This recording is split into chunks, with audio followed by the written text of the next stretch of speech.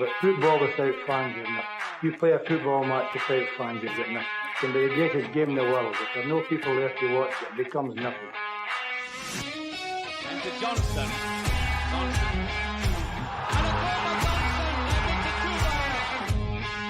for Johnson. Oh, he's in! Henrik Larsson! That is sensational!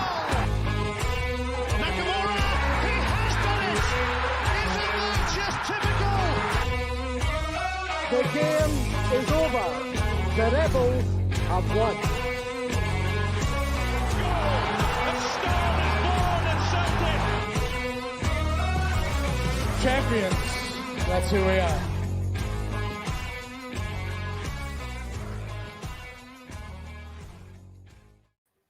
Good evening. How are we, guys? Alrighty. Chatting. Back again, Tuesday TikTok Jungle Drums. Gavin's not here, so I'll need to do the host tonight, but he's been replaced by a mystery stranger on the left, Mr. McGinty. Long time no see, mate. How are you? Oh, it's been a busy few weeks for me, guys. Anybody who's kept up to date with the very, very weak effort at Patreon the last 2 weeks will be aware that I've been up and down the length and breadth of the country and flying off to Europe and all the rest of it. It's been a bit of a whirlwind. However, fear not, guys. We're back. We have a nice pattern for my work shift. We have Tuesday nights available all week, all month, all year. You're going to see a lot more of me. So essentially what you're telling everybody is that you're going to be here greeting and moaning every fucking Tuesday. Well, it depends how much Peter Lowell has to say in the affairs. So just a freeze on the night. Gav obviously can't make it. There's things moving. The pawns and knights and castles are moving on the chessboard. So at the wee ticker bar at the bottom, you'll see it. Probably murder these guys' pronunciations, but Young Yang and Kwon Hyuk Kyu have signed for Celtic. It's been made official. Young signs from Gangwon in South Korea, and Kwon also joins from Busan Park. Young comes in for 2 million and Park comes in for 1 million reportedly. But again, those two guys have been made official. Celtic have put up their Twitter page, their website, whatnot. They've done their press releases. I'll come to you first, McGinty, since you've not been on for a while. I'll let you have your say. Are you quite happy with signings? Have you had a wee look at the guys yet, or is there anything you think about them? Overall, I'm happy. My updates on the Patreon for the first few weeks of the transfer window, I try to keep the heat with the slow nature of our transfer dealings, especially with the early dealings quite obviously being kind of club signings rather than Brendan Rodgers signings. I feel like these signings are also club signings.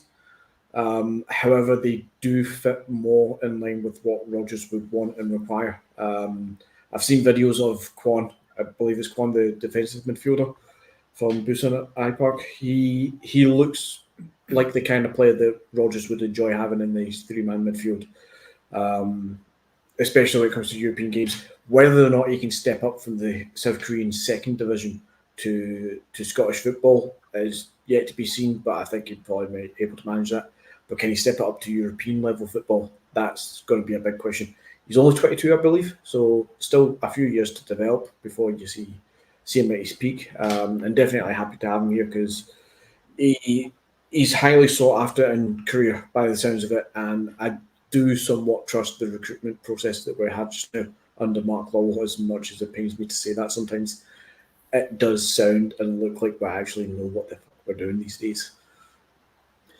And again, it's getting business done quickish, as opposed to other seasons gone by. James, are you looking forward to one of the signings over there? Like, are you happy that we've got in the boy Young, who's a winger, kind of midfielder type? Is he the replacement for Jota? Is he going to be a replacement for that position rather than a player? And obviously we've got the other guy who is a defensive midfielder by all reports. I think one of the things that I read about him was that he was highly courted by other clubs in South Korea, and it was mainly because his physicality, his strength, and what he can offer in terms of kind of the defensive shield. But he did say that his remit was not to stay in Korea, it was to get a move to Europe, to a big club in Europe, sorry, is what he's saying. And that also falls in line with the other guy as well, who was well known to Celtic in terms of the transfer. And obviously it was on and off for a wee bit, and then what happened? It was on and off for a wee bit, sorry, and then the boy basically says, look, I'm desperate to get the move to Celtic, and if Celtic fall short on your and the transfer valuation that you have got in me, I'll pay the rest.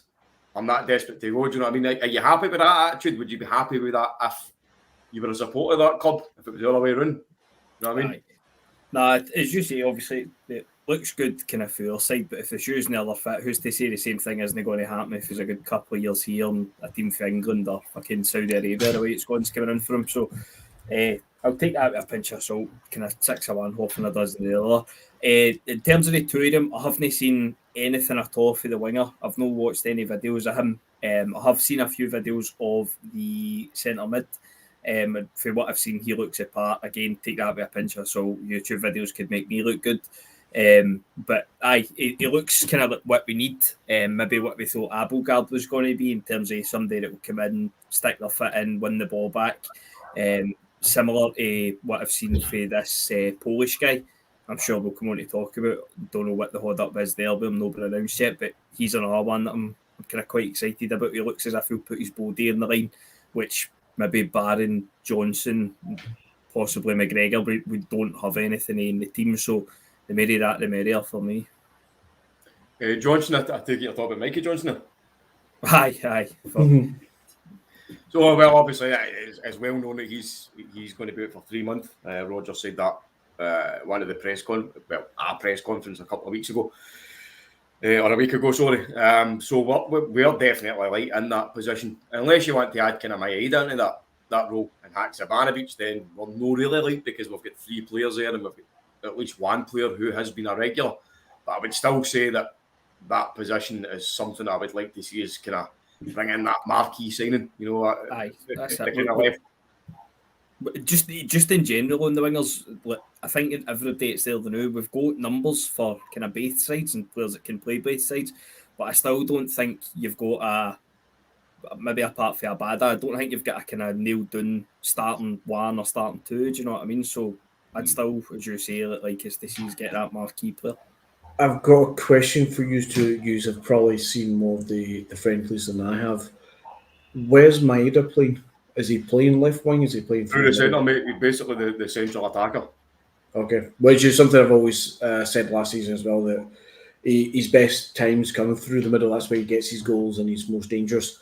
I was just wondering there if we're going to see Maeda, because I know he's getting probably one of the few that are getting the kind of accolades for the pre-season friendlies so far as a standout. I was just wondering if he's playing left wing, and thus would it still be Maeda left wing and Abada right wing, because we seem to be championing the fact that Abada looks like he's going to be staying for the next season after his chat with Brendan Rodgers. I agree with James, though. The numbers are there for the wingers. If you look at, and I know he's injured, but if you look at Forrest, Mikey Johnson, Tillio, your Korean boy who's just signed, you've got Abada, you've got Maeda, could play left wing as well. The numbers are definitely there. I don't know if there's space for another marquee winger to come in without somebody giving up. I mean, Tillio and Yang are just in the door. They want game time. Abada wants game time. And Maeda's going to want game time. Fair play if Maeda goes through the middle, but we already have 3 players itching for game time. If you sign a marquee, one of those 3 is going to get pushed out again, and I can't see it being Abada for sure. Mm-hmm. Well, I'll just touch upon Abada after we bring up the other banner. So obviously we spoke about Yun and Kwon. They're in the door, but there was a picture leaked for Lennoxtown. Somebody's obviously zoomed in with a very good camera, and they were stood beside a third member. So the 3 of them are in Lennoxtown with the hoops on, the new Celtic top, and it appears as if it was Polish defender Mike Nawrocki. think I've probably start one right too. Bad effort. Sounds all right. I've worked with a few polls, and that's kind of sounds about right. So the Legia Warsaw centre back. I think it's pretty much just over the line. It's not been announced official yet, but it appears as if he is in the door for about roughly 5 million. I think there was a wee bit of a haggle in terms of the percentage selling. I think it was rumoured at 20 at the start, but I think we may have got it down to 15, which could be a lot potentially. But he looks to be in the door as well. And I tell you what, I am looking forward to seeing this boy. I've done my scouting on YouTube, as we all do. And I like the look of the boy. He looks aggressive, he looks strong, he looks determined, he looks brave. He looks to be a kind of blend of the old-fashioned defender who's ready and willing to put his body where it hurts, but he can also play a wee bit. So if we get that lad in, I'm really, really excited to see him. So, as I say, it does look as if it's done, but it's just not been officially announced yet. I don't know why, especially if the three of them are pictured at Lennox Town. The new captain was only announced too, you know what I mean? Just to give Woodsy a little bite, I reckon it's the 25th of July just now. If we delay announcing them until Friday, that's next month's pay packet, so we don't need to pay him an extra week's wage. I think that's right up Pierre Wall Street, you know. So what you're saying is it looks better on the balance sheet if they've spent 3 million 1 week and 5 million the next instead of.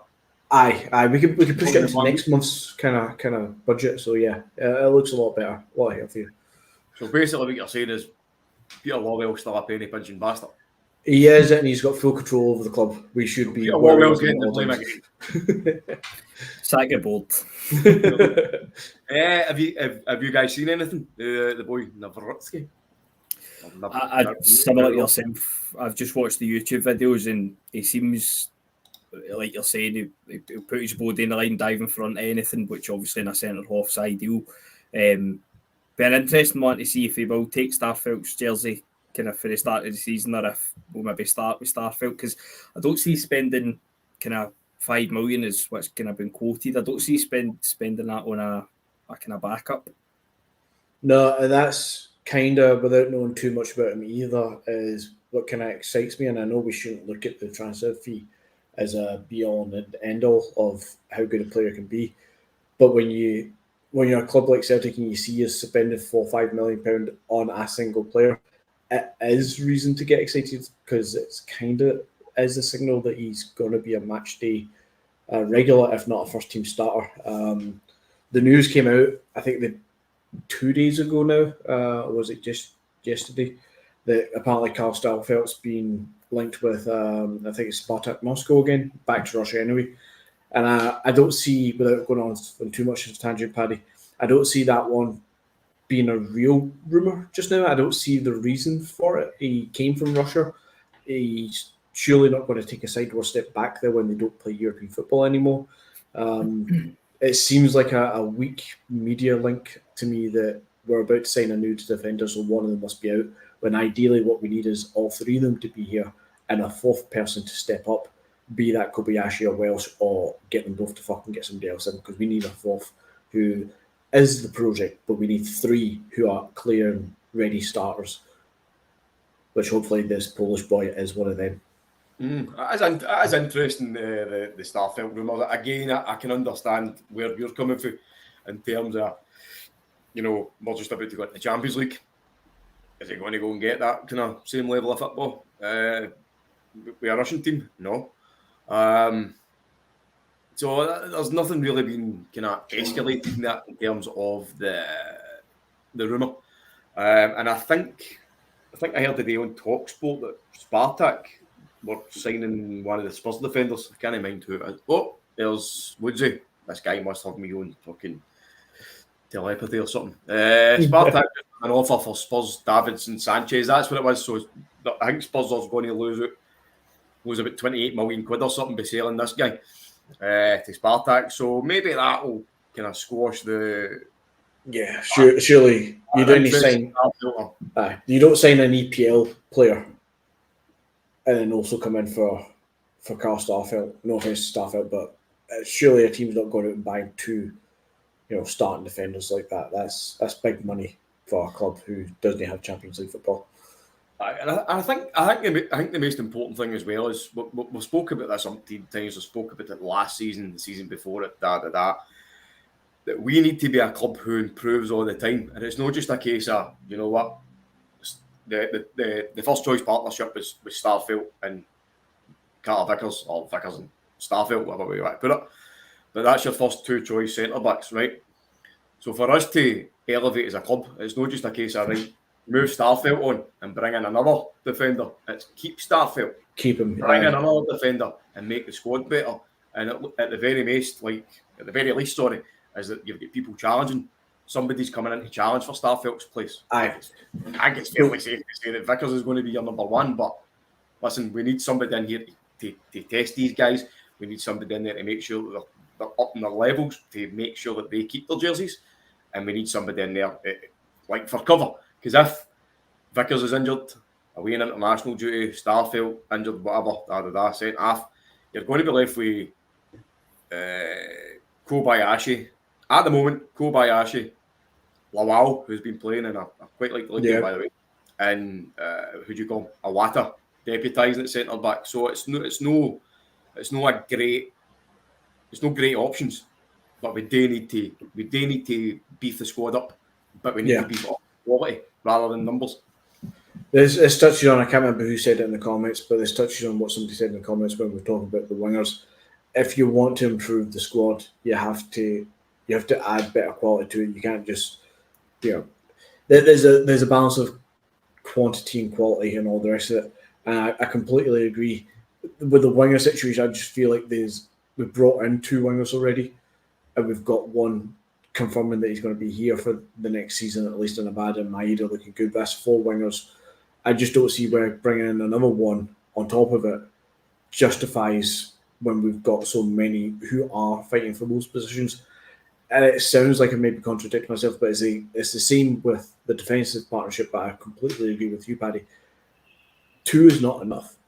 3 is good. When's the last time we had 3 out-and-out quality centre-backs that we can rotate week on week without any fear of dropping performances? A long, long time since we've had that. But we need 4 of them as well. We need 4 who you can reasonably be confident that if one steps in, or if 2 of them step in because the other 2 are injured or international, that the performances in the squad isn't going to suffer from it. Because all too long, for too many years now, it is a case of we lose Starfelt or Carter Vickers, and you're crying that Welsh is going to be stepping in to play alongside. He's playing alongside Starfelt at times, and you're thinking, oh, for fuck's sake. Because Starfelts and Carter Vickers complement each other. They know each other's games. They help each other out. When you throw in a Kobayashi or a Welsh, Starfelt needs to coach them and help them, and he gets drawn out of his game, which is not good for him either. And he looks fucking worse for it. So we need consistently good players in cover. James, do you think this has been one of Rodgers' kind of, I would like to say demand, when he was offered the Celtic job, is that the board basically back him to strengthen that defence? Because he tried to do it the last time. He tried to get in guys like, what do you call him, Castagna, this and that, and he ended up with Marvin Compere and fucking Izagiri. No Izagiri. Do you know? Well, that shit I can't even remember. But he tried to better the defence in his first spell as manager. Didn't get the funds to do it. Didn't get the backing to do it. Which you never. There's no denying that. There's no fucking salacious rumours about that. That never happened. And we ended up with guys like Marvin Compere for £1 million who played one game. So I think, to me, I think this has been one of the things that he said in the conversations with Dermot Desmond, Michael Nicholson. Listen, we've got a settled defence there. They've done well, of course they have. They've fucking won a treble. They've dominated Scottish football. But you look at Europe. And look at how we've missed out. Look at how we've been kind of passed by. Look at how people have cut through us. But we need to get that better. We need to elevate it all the time. And I think the good thing for Rodgers coming in is that Ange and Mark Lawwell have already begun the proceedings of identifying talented players. Saturday, Saturday, sorry. Saturday. It's Tuesday for the Bilbao game. Identifying these good players, and Rodgers has probably come in and went, well, do you know what? Listen, I like the list that you've got. Here's another list that I've compiled that I was working at Leicester, that I've looked at when I've been off fucking duty or whatever. Do you think that Nawrocki is potentially a Rodgers signing? If you could imagine that the two Korean guys have already been in motion in the background. I See, to be honest, even just out with the defence, I think the full team, the way he was talking when he came in, he is genuinely serious about having a go in Europe. And as you say, as good as the squad has been domestically, really it's been shown up in Europe. Not even just last year, but the year before with Bodo, albeit under different circumstances. But talking about Starfelt and things like that, like I'm no Starfelt's biggest fan by any stretch. I've said I'd like to see him replaced in the starting 11. Maybe this Polish guy's the guy to do it, but at the end of the day, as it stands just now, Starfelt is by far and away easily the second best defender at Celtic, or second best centre half at Celtic. So I wouldn't be rushing him out the door at all. There's definitely players that I'd be showing, centre backs I'd be showing the door for him.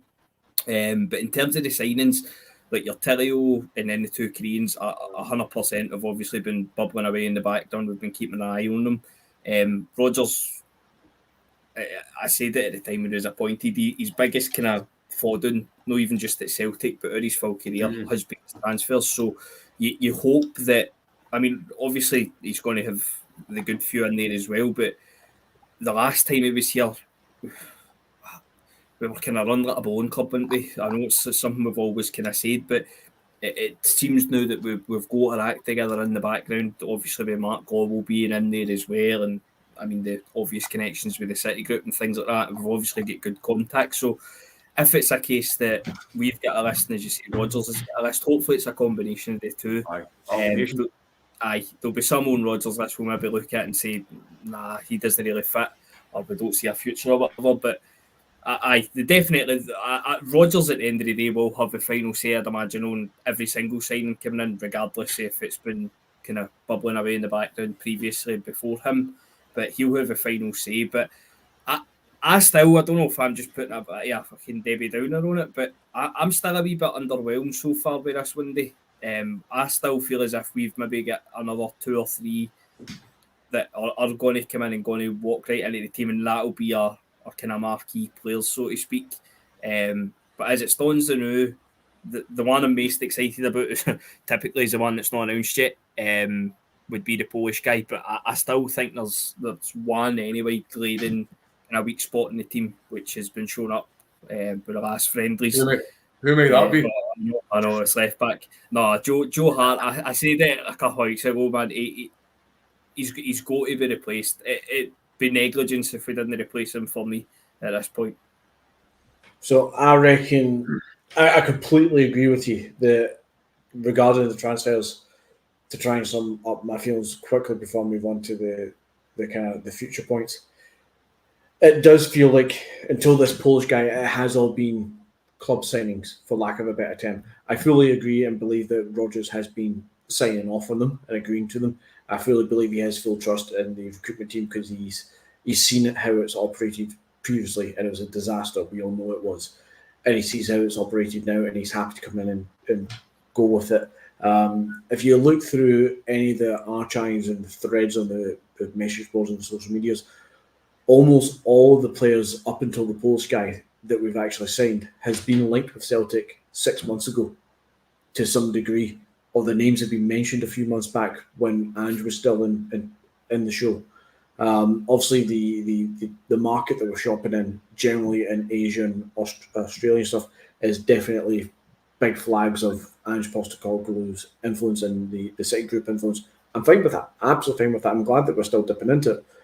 But this one definitely screams out as a sudden, out of the blue almost. This is one that maybe we've been working on slowly for the last 2 weeks. This now came to the key moment, and it looks very much more like a signing that's here to strengthen the central defensive positions and add quality to it for the sake of Rodgers. As you said, James Rodgers clearly coming in and saying he's pushing for European football here. It tells me that this guy's more than likely his first true signing. Maybe that's going to be the bigger fanfare why he's getting held back a little bit longer. Maybe they're doing all the press conference treatment thing. But I reckon there's another two as well. And I think it might be goalkeeper. And as much as I love Burnby, as much as I think Greg Taylor's been a standout for a couple of seasons there as well, a left back would be key. There's always been that rumour of Kieran Tierney maybe coming back. I don't believe we can afford him, and I don't believe he would come back quite yet. Maybe when he's 32, he might show interest in that, but unlikely. But I think a goalkeeper might be a good shout. We've just seen two players go off to the Austrian second division. We had Mira Wacker. Amira Wacker.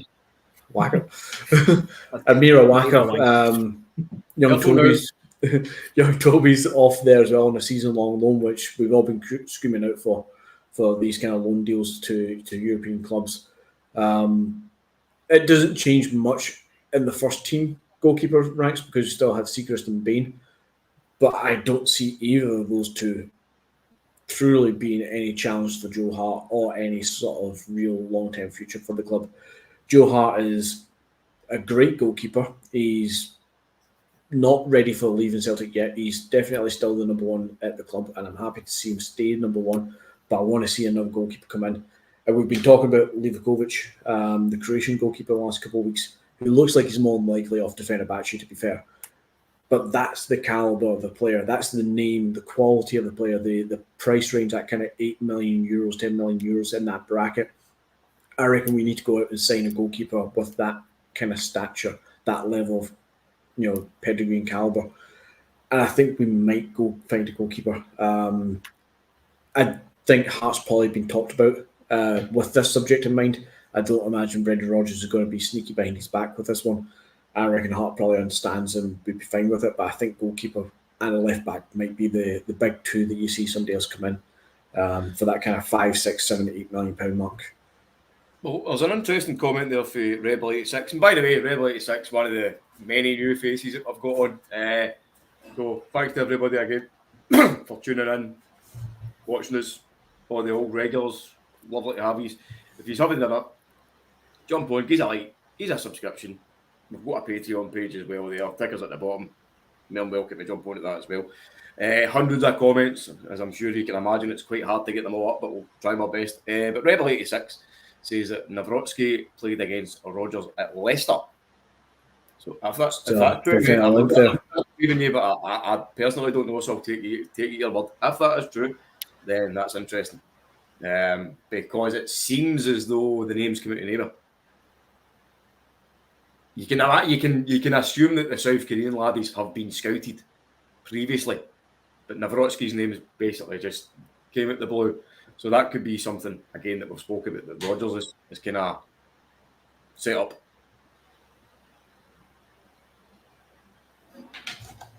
Possibly. You guys just blabber away. I'll get the rest of the comments up for the. Yeah, just reading Martin Weir's want to understand the goalkeeper situation, but to make maybe 1 or 2 saves a game worth the price. 100% yes. As we said previously, and what we're hoping to see the club do is obviously push into European competition, actually be a somewhat of a force. You need a European quality goalkeeper. You need European quality centre backs, midfielder, striker, all of it. We get let down so badly with a weak defence in Europe, and the goalkeeper is part of that. I'm not saying Joe Hart's not quality enough, but long term we do need somebody else there who's going to take over some point during this season and definitely into next. Yeah, a quality goalkeeper worth 6, 7, 8, 9 million, absolutely. Aye, something we kind of touched on last week as well. Looking back through history, obviously, like Fraser Forster, your mind automatically goes to like the Barcelona game. Arthur Boric, Man United, obviously amongst other games as well. Even Craig Gordon to an extent, although he did throw a few in Europe, Inter Milan and the Salzburg game and stuff like that. But when you think who are goalies, for the most part, the best performances are always in Europe, and obviously that's because obviously they're going to be tested more, they're going to naturally just face more shots. But for me, as you say, that is the massive thing. When we're signing a keeper, if we're thinking about it just domestically, then if Hart isn't up to it, then just stick Seacrest in and we'd be fine. But we need to be looking to kick on in Europe and with Hart or Siegrist in goal for what I've seen, it's not going to happen. Exactly, 100%. Because you come up against Man City's, Barcelona's, Milan's, whoever Juventus, whoever. Yeah, of course we don't expect to win these games, but you'd never know. And a good goalkeeper on the top of his game can most certainly save your arse against some of these teams. Even look at David Marshall. I know he went on to be a better goalkeeper than he was at his time at Celtic, but David Marshall saved our arse against Barcelona as well. You need goalkeepers who can truly somehow stand up and be accountable in those big games, and even more so actually when you're coming up against teams like Mönchengladbach or your Lazios or whoever else in the kind of second, third pots. You need somebody who can just be steady and not get phased, because they're the games that you truly want to look to win, not just save your arse and just get the point, but actually win against those ones. And a keeper most certainly will. Most certainly. Well, there's a comment for Ryan Taylor that kind of ties in with the last two games in Japan. Now, I know obviously it's only a pre-season friendly, but we're up against a team who is basically in the middle of their season. But the first game, 6-3 we lost, right? 6-4, sorry, 6-4. The majority of the goals you could say were atrocious, down to defensive errors, lack of communication, people no tracking runners. And if we're talking about goalkeepers, and we're not just singling out goalkeepers or any particular person here, but Joe Hart and Siegrist, who came on in the second half, were absolutely fucking rank rotten. Joe Hart went an absolute clanger for them to open the scoring. Dives with his feet, turns it into a scramble, fucking loses it. A couple of good saves after that, but then again, miscommunication for the defenders, no tracking back crosses. The midfielders weren't chasing runners. Their attacking midfielder was basically fucking cutting through as like a knife through hot butter. And then Siegrist comes on and it was like a Barkas-esque performance. You know what I mean? So that's the start of the really competitive friendlies, and that's what you've been met with. You know, your deputy goalkeeper looks fucking shocking. Your first choice goalkeeper looks shocking as well. I mean, we all know how good Joe Hart can be, but we've said it time and time again.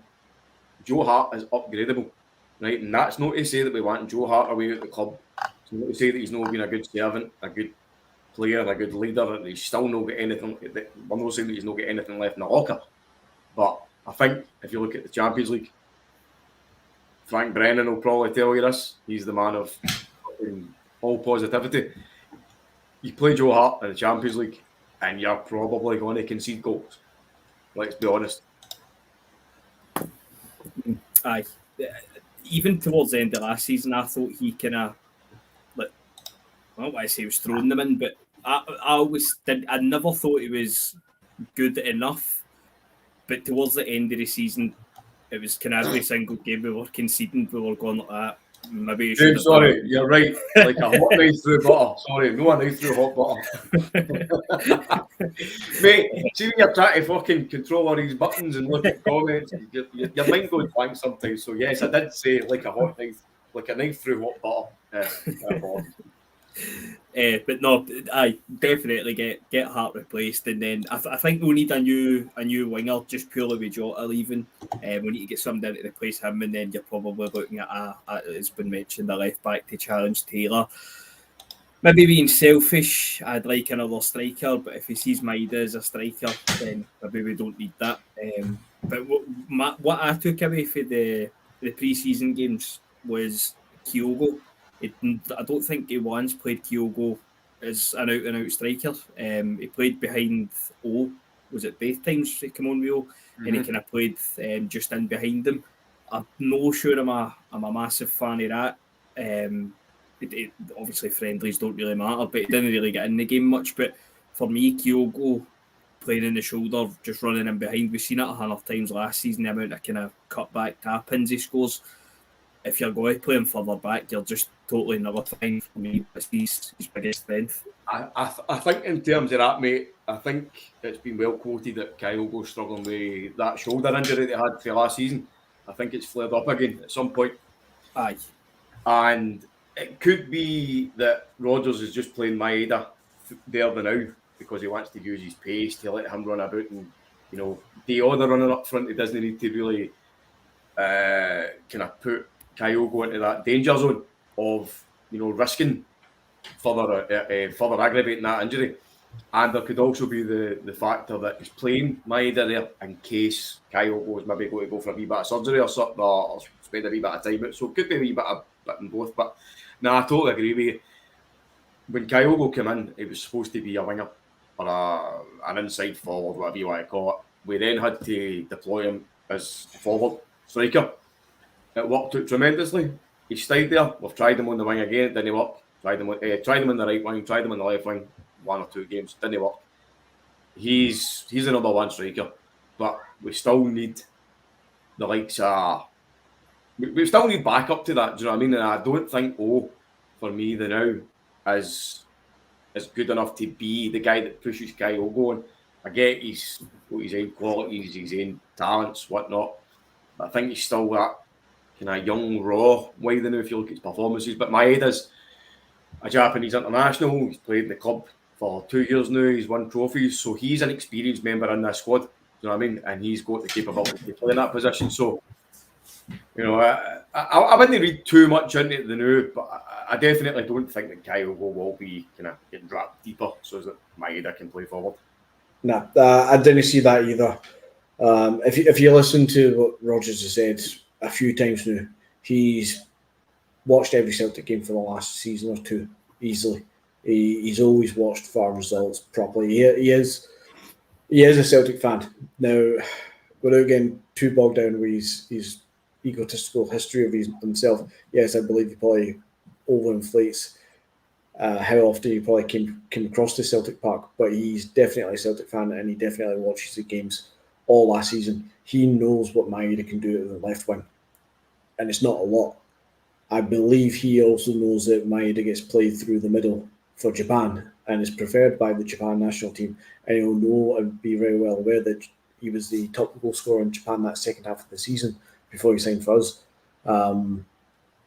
Playing through the middle. This is Rodgers for me. This is him trying to figure out and see for himself what Maeda's like and what his qualities are like through the middle as a secondary option after Kyogo, because is the project. And I think if he can satisfy himself with Maeda being the second option, with O being the project kind of striker, then that takes me back to my previous comments about having too many wingers that actually we might not if we start utilising Maeda through the middle.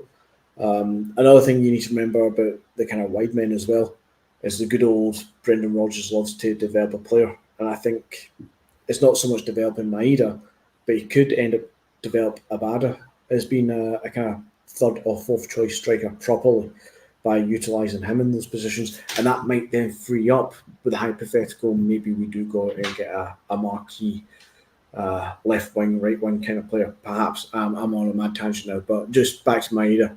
I think this is purely Rodgers trying to see for himself what Maeda can do through the middle. I don't think it's a replacement for Kyogo or a way to force Kyogo back into a number 10 role or anything. I think it's just trying to see what Maeda can do for himself.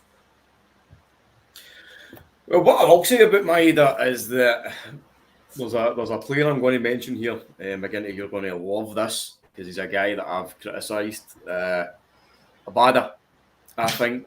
If you look at the 2 games in Japan, Abada and Maeda have linked up absolutely brilliant. Abada's wing play has really, really impressed me. He looks to be a lot more determined. He looks to have a lot more drive. He looks as if he's kind of closing in on playing a position rather than just being a guy who runs through the motions and kind of just not just runs about. That's maybe just a bit fucking primal in saying that, but he's refining his position would probably be a more kind of positive way to see it. I've been very, very impressed with his wing play, his crossing. He's laid them on a plate for Maeda to score. He's put in very, very dangerous crosses, but we've been unfortunate to score for. And I know you're a big, massive fan. So do you think that this season, James, I'll ask you this question as well, mate. Do you think that this season that Abada can show himself up as well as his stats because I know his stats are very good, I know his numbers are good, but if you look at him on the pitch, I think it's a bit misleading. But I've got a strange positive hope for Abada this season. I think this season's going to be the making of Abada. I think truly believe that Abada could end up being our Player of the Year. You saw it after the World Cup break. Obviously, he didn't go to the World Cup, but he had those few weeks off, and I can't remember if Harry Kewell was at the club at that time or not, but he has obviously been since. I think you've seen since the World Cup break, Abada's acknowledged some of his weak points. He started to try and get to the byline a bit more after the World Cup and get his kind of cutbacks in. He tried to take a man on a few times as well before he got injured. Not always successfully, but you could see he was trying to add and trying to develop his own game. I believe Harry Kewell will be working night and day with this boy, trying to develop his wing play and his attacking drive. And with a guy like Brendan Rodgers coming in, the fact that they've talked quite a few times and they both seem committed to each other and to the club, I think this is a season that Abada will be coached properly. And that's not to say he wasn't coached by Ange, but he'll be truly developed and coached properly in a way that will get the best out of him. And I think this season really could be that season that he truly stands out. 20 goals, double figures and assists. And if we're really lucky, he becomes a £25 million player and we keep him for another year. But if we're really lucky, he becomes a £25 million player and we win for with him next summer. Because he's got everything there. He just needs to refine things and develop his game. I think he can really go on to be one of the best in Europe. Not obviously Kylian Mbappe level, but of course, for our level and beyond, I think he can go up and up and up. James, I'm going to cut you in a wee second, mate. I just want to bring a wee comment up for Frank Brennan, the man, the myth, the legend. Like it or not, Project Strikers or any other project have completely no place in the completely ruthless and completely unforgiving Champions League group stages because we'll only get gubbed. Frank, it's a new season, mate. It's a new start. I'm going to ask you a question, you personally, right? Because I know that you're quite the pessimist. Tell me, is there anything that you've seen as positive? What's exciting you for this season coming ahead? Don't moan at me. Don't want to hear the negatives. Tell me, there must be something that excites you. There must be something that you're looking forward to. Come on, Frank, give us it. Put it into my veins, mate. Give me some positivity, pal. Sorry, James, on you go. Please, I'm genuinely interested in your positivity, mate. What were we talking about there?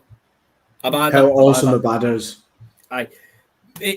I'm in the same boat as McGinty. I've always rated Abada. I've never really understood the kind of split in opinion on him. He's still a relatively young guy. He was obviously he was still been a teenager when he signed.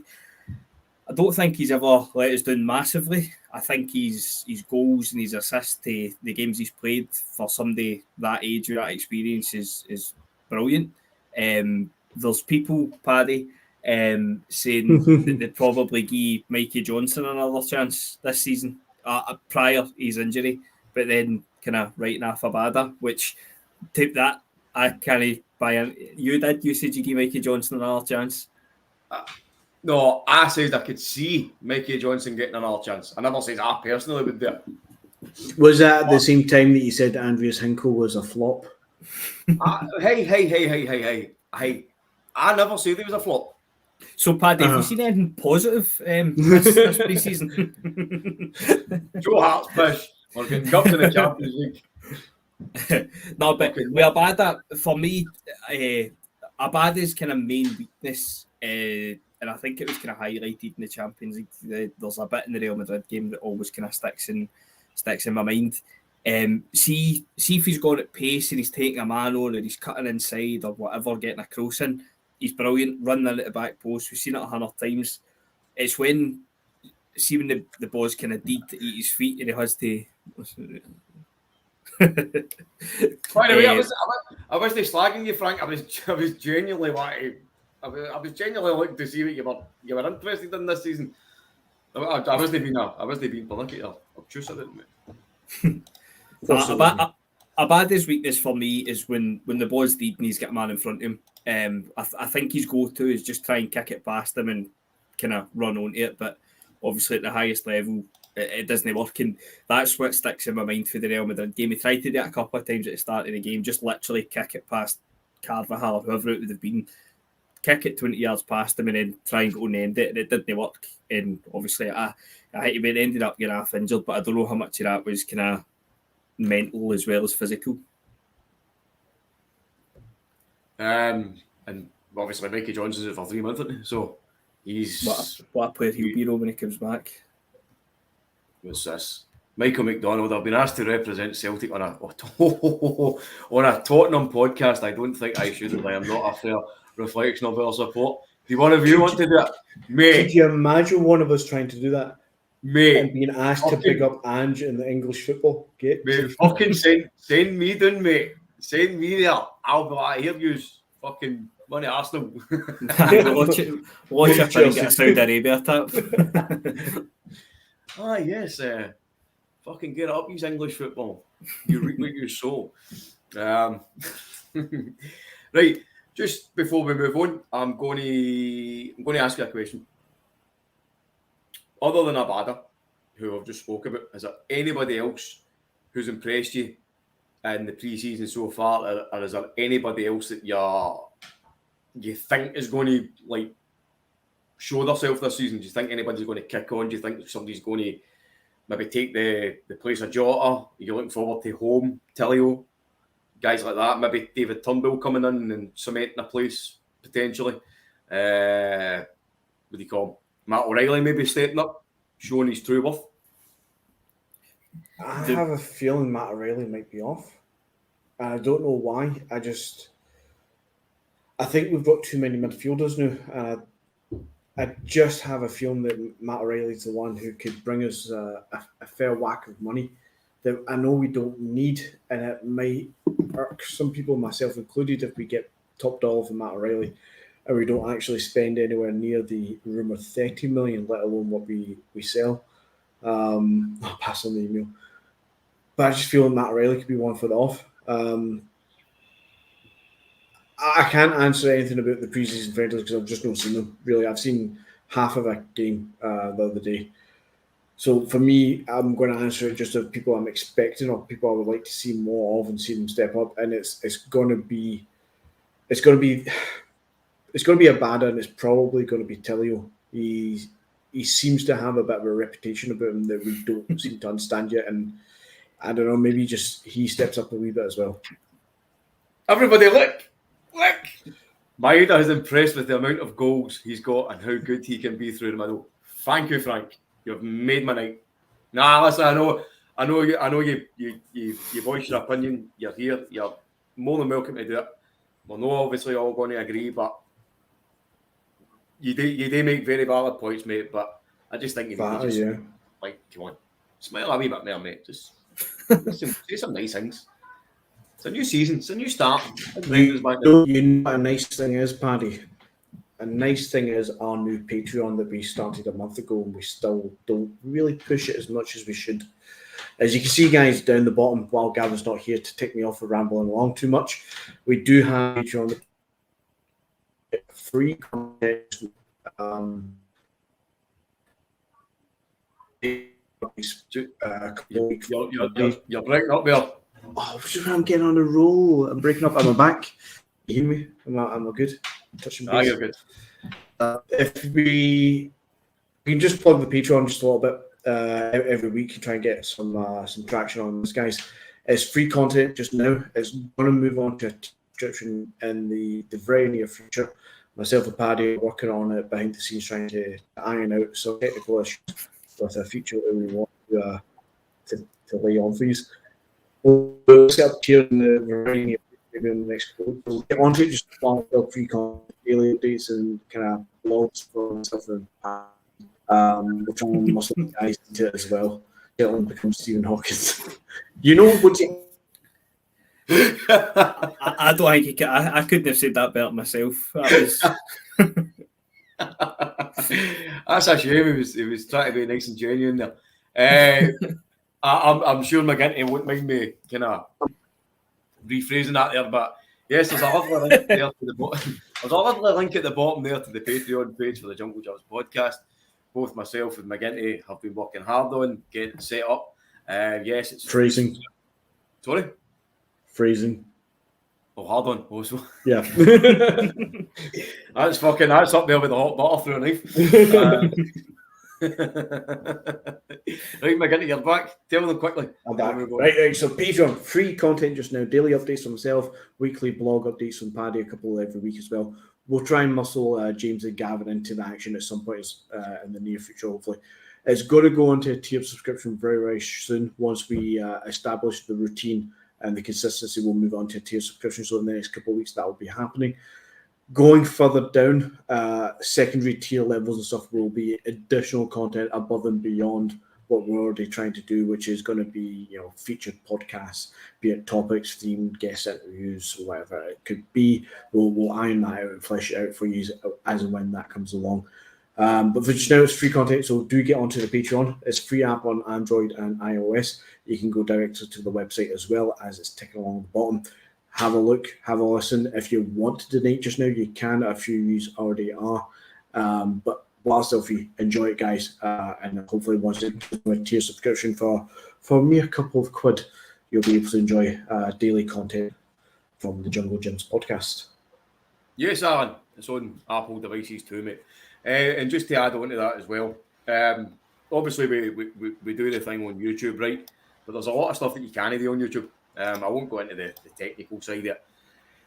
So we're moving on to another platform, and the reason why we're doing that is it's going to be a lot more fan interactive based. So it's going to open up a lot of kind of opportunities for people like yourselves, or the viewers, or the followers, or the subscribers, hopefully new subscribers, whatnot, to come in and be a bigger part of what we're trying to build here. Obviously, the Tuesday on YouTube will still be there. The match reviews will still be there. Still be there. So we'll still be here if anybody doesn't want to even look at the Patreon, but it's there. So the link's there. We won't bore you with all the details. It's there. If you might go and have a look, we've got some stuff up now. If you don't, no worries, we'll see you here. Hi, Michael. Just to reiterate, the stuff that we currently do and have done for the last 2 seasons, coming into the third season, all the stuff we keep doing on YouTube will stay on YouTube. The Tuesday TikTok and the match reviews will stay where they are. There will always be free content on YouTube for as long as we're on YouTube for that sake. We will upload the audio of the Tuesday TikTok onto Patreon as well for your listening pleasure after the fact, but it will still be on YouTube as it always has been. So you'll not lose this content. Everything that's going to be on Patreon is going to be additional above and beyond content that you can pay for. We're not going to block anything out that you already get just now. Mr. Scottfins, where's your man with the 600 Celtic tops? Hope he's doing good. I'm assuming he's not talking about you tonight, McGinty. No, it must be Gav. I'm assuming you're talking about Gav. Scottfins, he's not here tonight, but as he's not here, just allow me to press a couple of buttons here. One of Gav's feature points. One of Gav's segments that he does is on this day. And he's very, very good at it, by the way. He does a lot of research and brings up some historical facts that you maybe forgot about or didn't know. So I'll take over it for this evening. And it's a cracker, by the way. The last 10 minutes of the show. Get us all talking, get us all reminiscing. So on this day, it's the 25th of June. On this day in 1997, the Magnificent Seven signed for Celtic.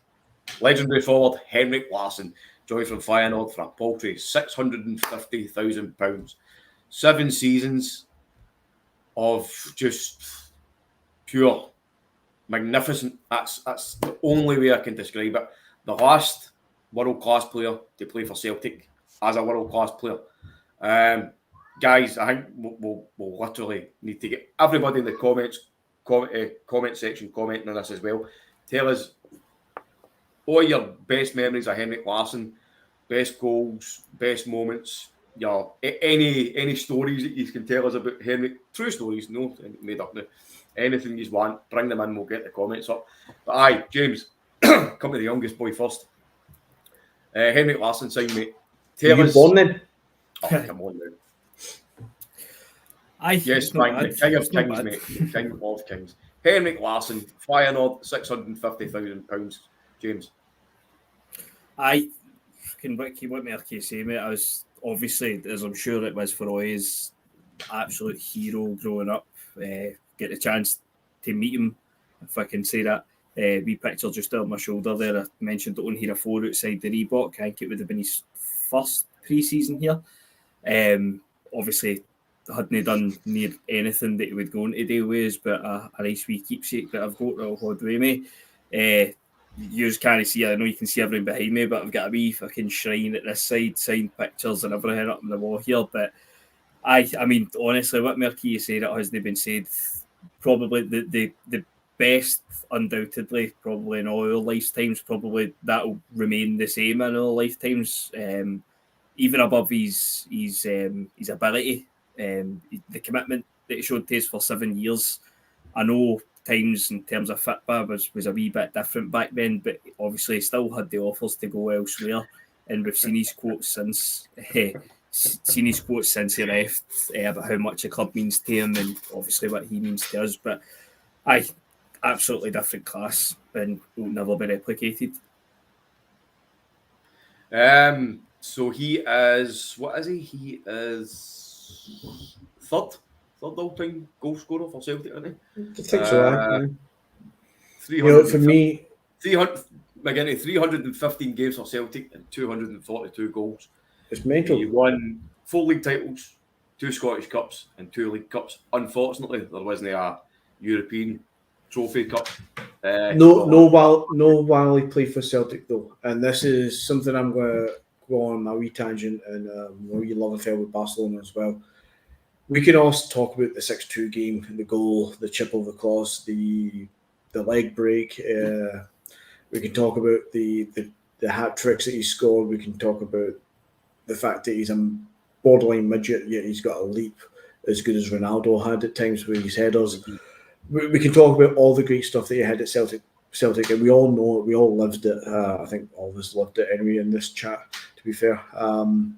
But for me, what really cemented how important and how great Larsson was as a footballer was actually what he did after Celtic, because we all know that stuff at Celtic. But the fact he went to Barcelona and not just took part for a couple of seasons and picked up a winning medal in the Champions League, he actually came on in the Champions League final and turned that game around. He made integral passes and moves in both goals that set up the win for Barcelona. If Larsson didn't play that game, Barcelona probably wouldn't have won that Champions League game. And it's testament to how great the player is that he actually deserved. Is one of the true players that you actually see, kind of like Messi won the World Cup last year. It's one of those things you're like, that's a guy who actually deserved to go and win a Champions League. Truly deserved it because he truly was that fucking good. He's one of the players that kind of supersedes the expectations of a player playing in Scotland.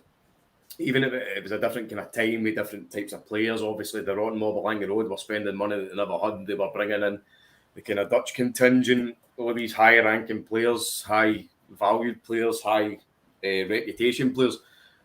So you don't, generally the outside world doesn't really respect Scottish football in that respect, is that they don't see a world-class player coming for a Scottish team. But everything about Henrik was world class. I mean, the guy was already starting in the 1994 World Cup. He was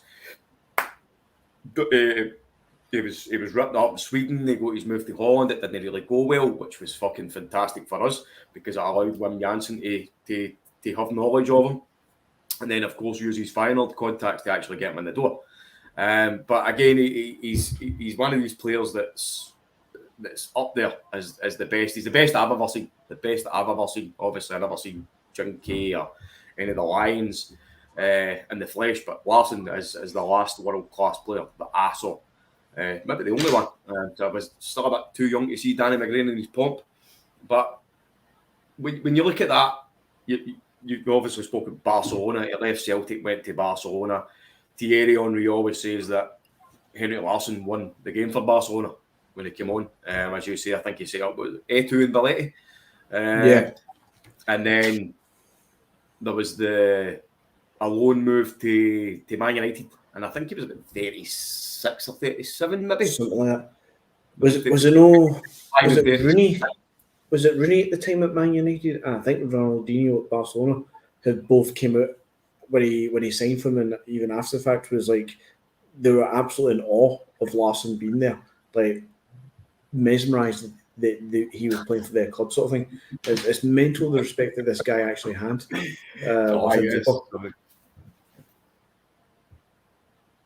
It's been a long day, mate. I've been up for 3 o'clock, right? Aye. Sorry. To pick up on what you're saying as well, McGinty, the interview after the Champions League final with Henri, who was obviously was still at Arsenal at that time. What was it? He says they didn't see Ronaldinho or whoever it had been at that time. He just seen Henrik Larsson, obviously setting up 2 goals to take it off Arsenal. I know Henri would obviously go on, but I just say as well. And then the quotes for, I think it was Alex Ferguson, came out and said that he was desperate to get him back after his loan spell ended. Just shows you how much high regard he's held in by all the right people. And one of the points that I was kind of leading to there was that, again, the whole kind of the way people look down on this league. But obviously Larsson scored a fucking incredible amount of goals for Celtic. He scored goals for Barcelona, he scored goals for Helsingborg, he scored them for Feyenoord, Sweden, Man United, Hogabog, whoever. But he won the Golden Boot in 2001, and I think it was, how many goals was it? It was 53 goals. 53 goals all in all. And I'm pretty sure, if memory serves right, that was at a point where a goal in Scotland was like half a point less than a goal anywhere else in the top leagues. I'm sure it was something like that, either half a point or a third of a point, I think, or 2/3 of a point. But it wasn't this. A goal in Scottish football didn't count as high a point as, say, England.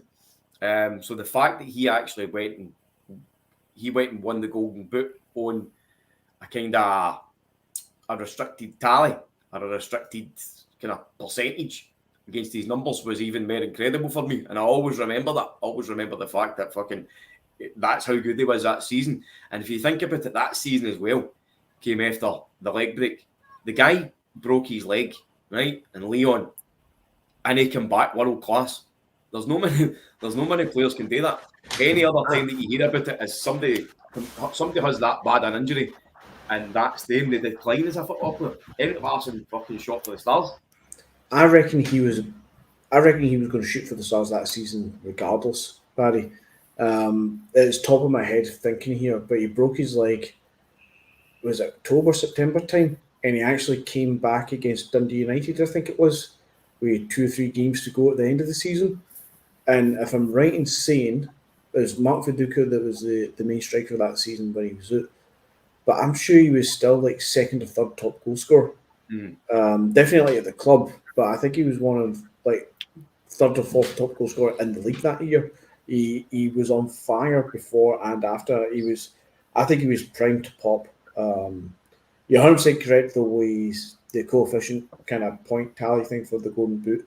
He had to basically score twice as much as everybody else to get the same points. And I think it worked out at something like, other guys had 26 goals and he had 53. And it's like that half a point goal that made the difference and made him win it, which is absolutely obscene that he had to score that many goals just to be taken serious. But he did it and he won it. So all credit to him. Oh, there's Corvo, the boy from Newcastle. How we doing, Corvo? Good to see you back again, buddy. Henrik Larsson in his prime today, his price tag would be frightening. Corvo, how much do you think the Saudis would pay for prime Larsson?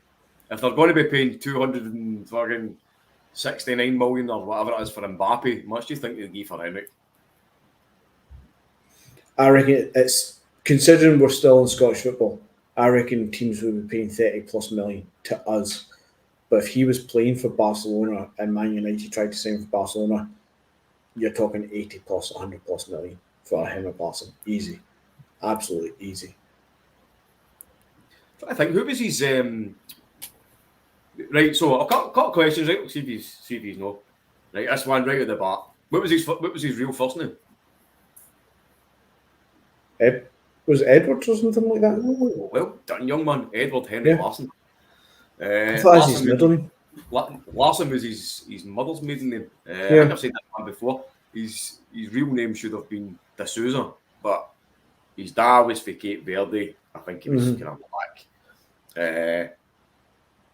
And there was a bit of racism issues in Sweden or something at the time, so he went, listen, take the mother's name, Larsson. So it certainly sounds better than Henrik De Souza or Edward De Souza.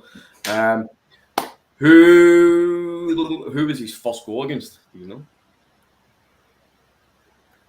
Wasn't he Hibs, was it? No. The United? Nope. I actually can't mind. No takers, no. No. It was Berwick Rangers. Oh, the many ones. Who was his last goal against in Scottish football? Dundee United? Oh, almost. Dundee? No. How's that? Man United? It'll become apparent when St Johnstone. no, he's been on the right track. What were Come on, Dundee? surely you must remember his last goal. His last goal in Scotland. For Celtic. I thought you'd be smart there. For Celtic. Yes, plunge. Plunge, you're spot on. Don't be looking at the comment, you kid. I'm filming. on now. And as far as I'm aware, he's the only player to have. No, forget that one. Don't shout. I was going to say something along the lines of he fucking caused a goal against Dunfermline on his debut and then came back and scored against us or some shit. Forget that. But no, listen, there's no really. I think everybody's kind of ran out of superlatives for Henrik all the years. I was lucky enough to kind of. I must have been a teenager at that point. Lucky enough to be in that age where I still remember lots and lots of facts about him. James, that was probably your first idol as a boy. There's guys there. I know Frank kind of alluded to it as well. He grew up watching the Lions.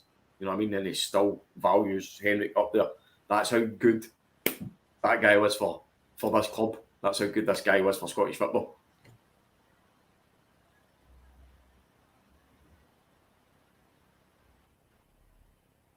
I figure we better put this up before Nobby has a mental breakdown with it. I thought it was half a goal, half a point, but fair play, 1.5 and 2 for the big leagues, for the big boys.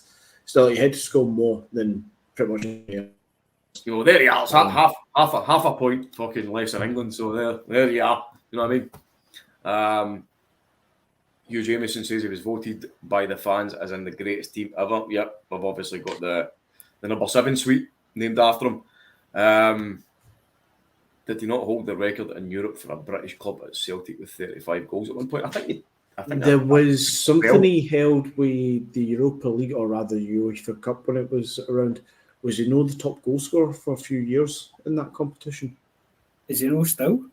No, I'm sure somebody else is. Quite a few players, I think, overtook him. No, did they? The UEFA/Europa League, as it got rebranded, I think a few players have overtook him. But I'm sure for a while he was definitely the top goal scorer in the UEFA Cup. Proper. None of this fucking 5 goals against some diddy team in the qualifiers nonsense. Paul McGurk, one word, legend. That kind of. There's not even any arguments to that, is there? That's kind of.